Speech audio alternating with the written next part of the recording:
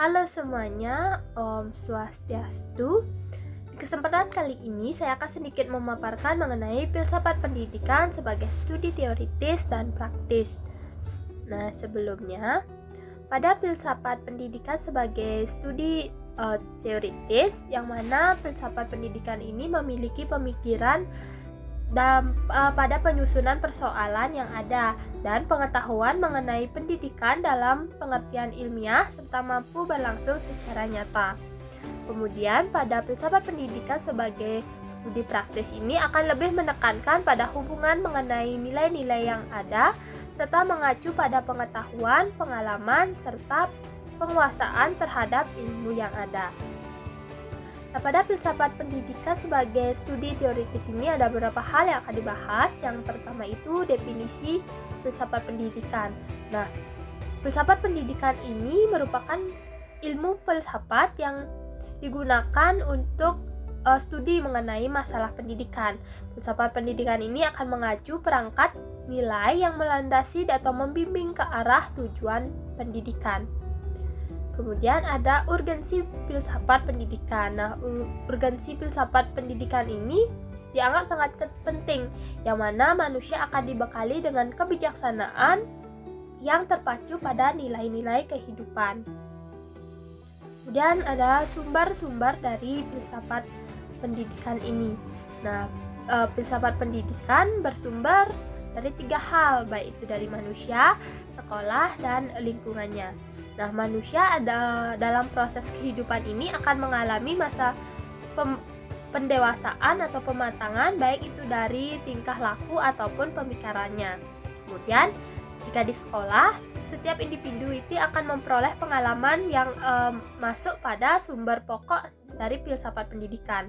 Kemudian, untuk lingkungannya, ini akan menjadi sumber pendidikan karena lingkungan sebagai tempat terbentuknya nilai pendidikan yang tinggi dan akan mempengaruhi juga pada filsafat pendidikan. Kemudian ada ruang lingkup filsafat pendidikan. Nah, secara umumnya ruang lingkup filsafat pendidikan ini dilihat dari 5 hal. Yang pertama itu ada sifat hakikat pendidikan, yang kedua ada sifat hakikat manusia sebagai subjek dan objek pendidikan, yang ketiga ada hubungan antara filsafat pendidikan, serta agama dan budaya, yang keempat ada sistem normal yang mengacu pada tujuan pendidikan, dan yang terakhir itu ada hubungan filsafat negara, pendidikan, dan politik pendidikan. Nah, yang terakhir di filsafat pendidikan sebagai studi teoritis ada hubungan teoritis filsafat dengan pendidikan. Nah, hubungannya antara filsafat dan pendidikan dapat dilihat dari tujuan filsafat, yakni memberi arah pada pendidikan. Filsafat akan memberikan arahan atau petunjuk dalam pengembangan teori-teori pendidikan, serta filsafat akan dijadikan sebagai pendekatan untuk dapat memecahkan masalah-masalah yang ada pada dunia pendidikan. Kemudian di filsafat pendidikan sebagai studi praktis ada beberapa hal. Yang pertama itu ada hubungan praktis filsafat dengan pendidikan, yang mana filsafat pendidikan akan senantiasa dikembangkan berdasarkan kebutuhan dan prinsip-prinsip dari falsafah yang dianut oleh masyarakat dan bangsa. Pandangan mengenai filsafat tentang pendidikan dapat ditinjau dari 4 aspek. Yang pertama ada dasar dan tujuan pendidikan, yang kedua dari metode pendidikannya atau pembelajarannya, kemudian ada guru dan peserta didik, yang terakhir itu ada kurikulum yang akan digunakan. Kemudian ada peranan filsafat dalam pendidikan. Nah, filsafat dalam pendidikan ini memiliki peran atau tujuan yang mana memberikan inspirasi bagaimana mengorganisasikan proses pembelajaran yang ideal. Nah, teori pendidikan ini bertujuan menghasilkan pemikiran tentang kebijakan dan prinsip-prinsip pendidikan yang didasari oleh filsafat pendidikan. Praktek pendidikan atau proses pendidikan diterapkan dari serangkaian kegiatan berupa implementasi kurikulum dan juga interaksi yang ada di dalamnya. Selanjutnya itu ada fungsi filsafat dalam pendidikan. Nah, dari fungsi filsafat ini dapat dilihat ada 5 fungsi. Yang pertama itu ada fungsi spekulatif, yang mana pendidikan akan berusaha mengerti keseluruhan persoalan dalam pendidikan dan akan mencoba merumuskan dalam satu gambaran pokok sebagai pelengkap bagi data yang telah ada yang dilihat dari segi ilmiahnya.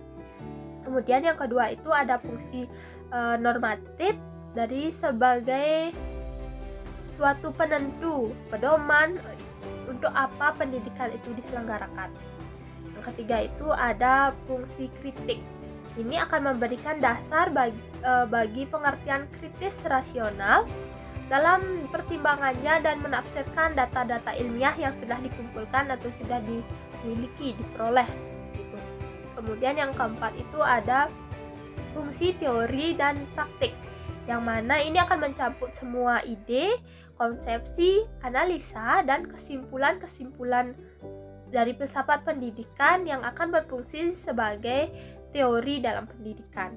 Dan yang terakhir itu, yaitu yang kelima, ini ada fungsi integratif, yang mana mengingatkan kembali apa itu fungsi filsafat pada pendidikan, yakni sebagai asas kerohanian atau roh atau jiwa dari pendidikan tersebut. Kemudian dilanjutkan pada hubungan filsafat pendidikan dengan kepribadian. Nah, hubungannya ini bisa dilihat dari perubahan kualitas hidup masyarakat tradisional yang ditentukan oleh pendidikan yang telah memadai. Karena secara umum pendidikan akan diharapkan mampu mengubah pola hidup serta kehidupan dalam sebuah masyarakat. Kemudian yang terakhir ada hubungan filsafat pendidikan dengan sumber daya manusia. Nah, sejalan dengan tujuan yang sangat mulia ini, maka disusunlah sistem pendidikan yang ideal dan sejalan dengan tujuan pendidikan serta pengembangan sumber daya manusianya.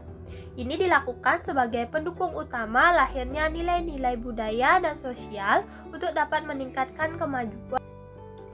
Demikian pemaparan saya mengenai filsafat pendidikan sebagai studi teoritis dan praktis. Jika masih ada salah kata, saya mohon maaf.